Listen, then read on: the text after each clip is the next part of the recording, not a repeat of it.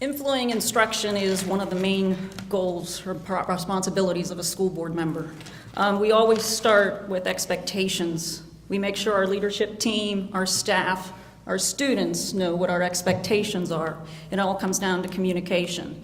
If our expectations are not communicated, then we're running into problems and we're not doing our job as board members. I'm sure if you read the Vindicator the past couple of days, you see what grade that we received. But this grade does need to be addressed. But it's my understanding that the changes is, the state has changed assessment 3 times in 3 years.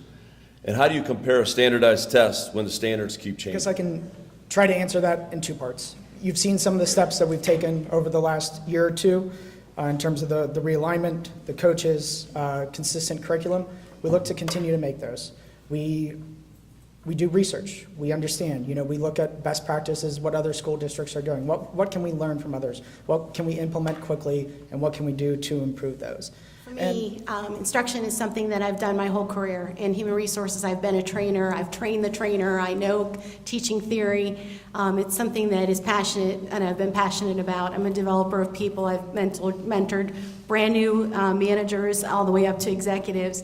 I think there's a lot that we can do with our teachers to give them more team building skills, more in service, more opportunities. And yes, everyone gets real upset and worried about the report card, but what I want to see and what I want to know are how many more kids are not falling through the cracks. My thoughts on the Common Core curriculum at Boardman schools is we pay Jared Cardillo as the instructor of the curriculum, and I have faith in Jared and his team to come back to us.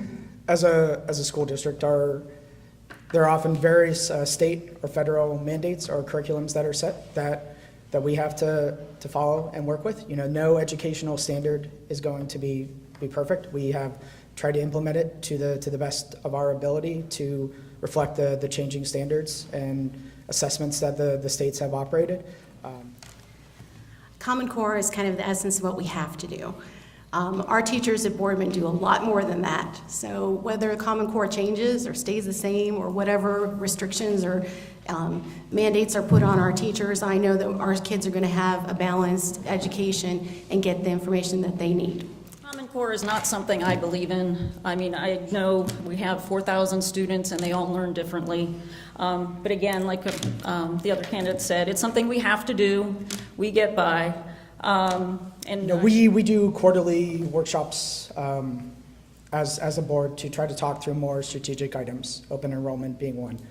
The board is not in favor of open enrollment at this point. We acknowledge that we are losing a decent amount of money to whether it be community schools or to students leaving for open enrollment. But focusing on open enrollment, the first thing we need to do is focus on why we're losing kids now before it's not the decision on open enrollment.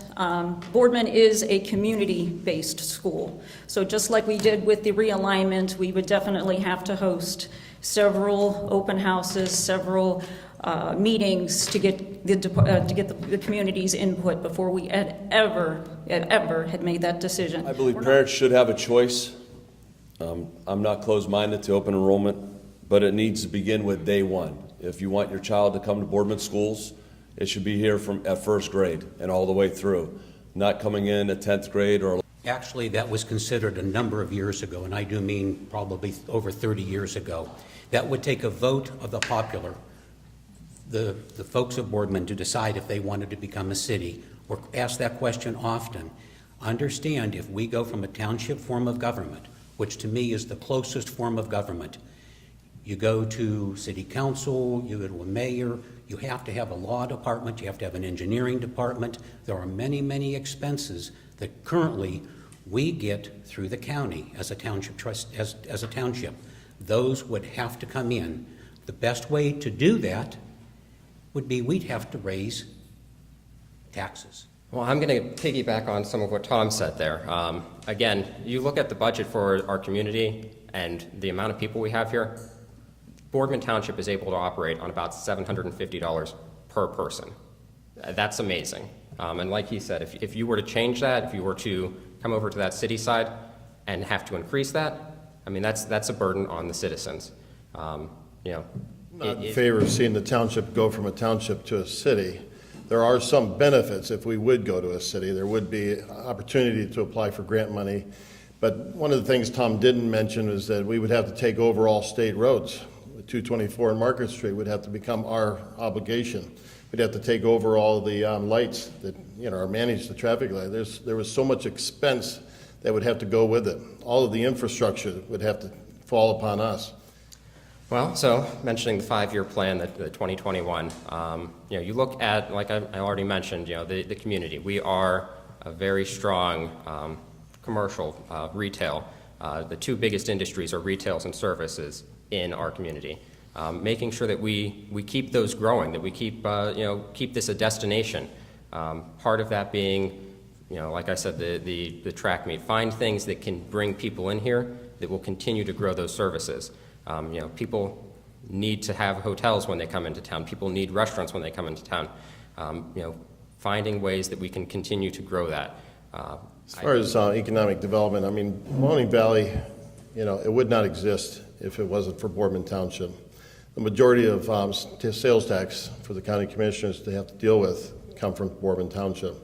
So, and half of our property taxes come from Boardman Township. So it's very important for us to maintain an open relationship. And one of those is always Southern Park Mall. We actively work with them, we talk with them. We spent a lot of time. We even brought the new manager in the moment he was assigned and tried to discuss, and they do have some active plans.